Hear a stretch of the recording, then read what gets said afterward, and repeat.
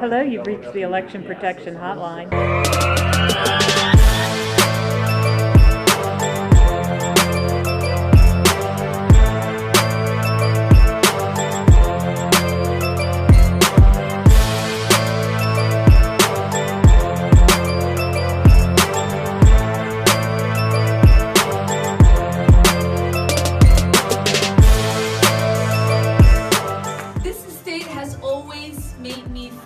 I was part of a family.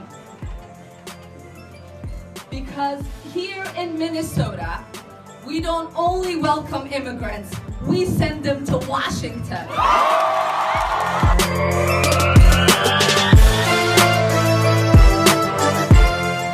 We must stand side by side and fight for our democracy.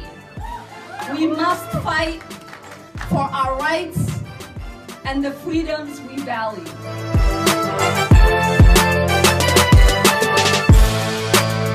the refugee camp. And today I still think about her. And I think about the kind of hope and optimism